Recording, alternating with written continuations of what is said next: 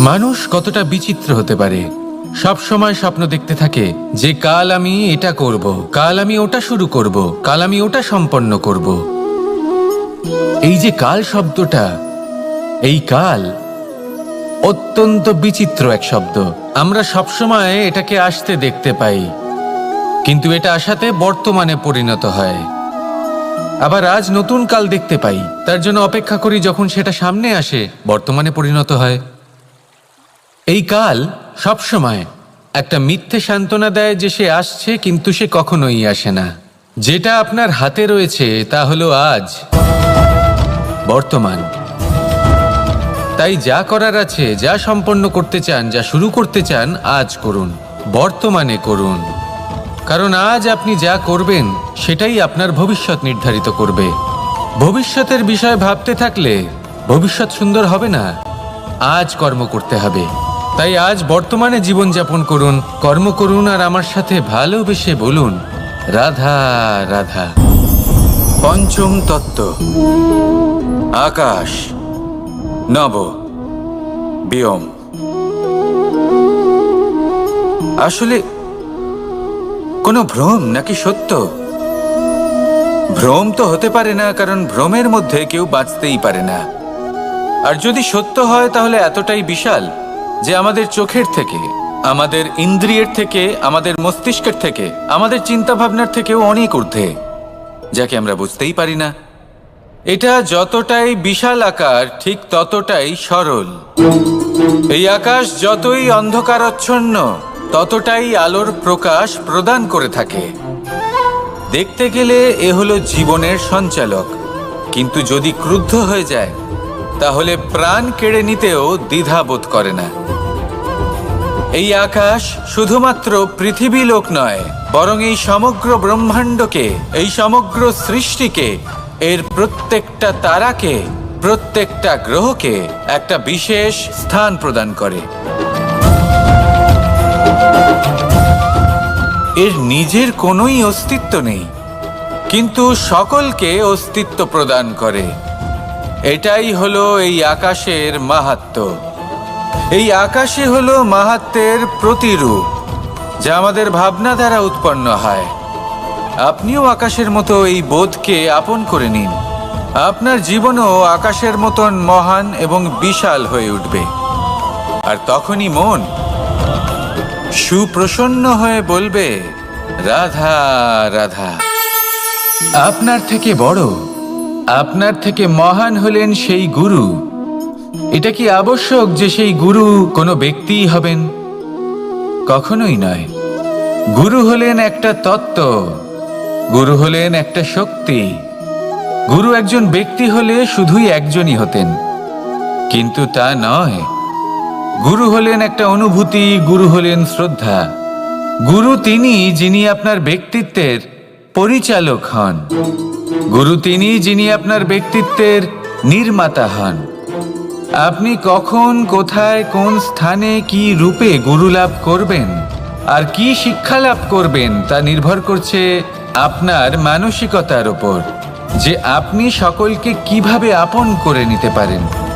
যদি আপনি গুরুকে আপন করতে চান, জ্ঞানকে আপন করতে চান, তাহলে আপনার মধ্যে শ্রদ্ধা জাগ্রত করতে হবে, সামর্থ্য জাগ্রত করতে হবে। আপনি গুরু এবং জ্ঞানকে আপন করে নিতে পারলে তা এমনিই আপনাকে মহান করে তুলবে। তাহলে আসুন আর আমার সাথে ভালোবেসে বলুন, রাধা রাধা। এই সংসারে এমন কিছু মানুষ আছেন যাদেরকে আপনার ভালো লাগে, তারা আপনার প্রিয়। আমরা চাই ওনারা আমাদের কাছে থাকুন, আমরা ওনাদের কাছে থাকি। এবার সেই ক্ষেত্রে আমরা তাদের ভালো ভালো উপহার দেওয়ার চেষ্টা করি, কারণ ওনারা হলেন আমাদের প্রিয়। আর তার বদলে আমরা আশা করে থাকি যে ওনারা আমাদের একটু সম্মান করবেন। এবার এই মানুষজন যারা আমাদের প্রিয়, এদের আমরা একটা উপহার দিই। সোনা দিয়ে থাকি, আভূষণ দিয়ে থাকি, হিরে মুক্তো দিয়ে থাকি। কিন্তু যদি ভেবে দেখি, এই সব কিছুরই একটা মূল্য আছে। ভেবে দেখুন, আপনি কি তাদের এমন কোনো উপহার দিতে পারেন যা কিনা অমূল্য? তা এরকম উপহার কি হতে পারে? ঠিক বলেছেন আপনি, প্রেম। এই প্রেমই হলো অমূল্য, কারণ মন থেকে এর উৎপত্তি হয়। না চেয়ে পাওয়া যায় আর না ছিনিয়ে নেওয়া যায় এই ভালোবাসা। ঠিক এইরকমই হয় এই সম্মান। যদি সম্মান করো তাহলে মন থেকে এবং ভালোবেসে করো, ভয় পেয়ে নয়।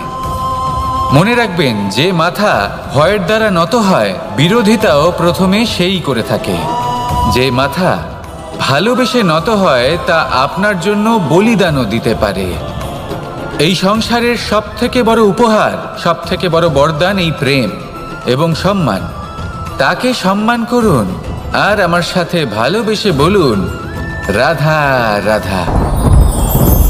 কখনো কোনো চাতককে দেখেছেন? একটা চাতক বর্ষার জন্য অপেক্ষা করে। সেই বর্ষার জলে নিজের তৃষ্ণা নিবারণ করে, নয়তো সারা বছর তৃষ্ণার্ত থেকে যায়। ও আকাশের দিকে তাকিয়ে থাকে আর অপেক্ষা করে যে কবে বর্ষা হবে আর কবে আমি আমার তৃষ্ণা নিবারণ করব। সেখানে অন্যদিকে একটি কাক বা একটা পায়রা, এরা কি করে? যেখানে জল পায় পান করে নেয়, যেখানে খাবার পায় খেয়ে নেয়, আত্মীয় স্বজন বন্ধু বান্ধব যাকেই পায় তার সাথে সময় কাটায়, খাবার খায় আর চলে যায়। এবার এদের মধ্যে মিল কোথায় আর পার্থক্য কোথায়? দুজনের কাছেই ডানা রয়েছে, দুজনেই উড়তে পারে।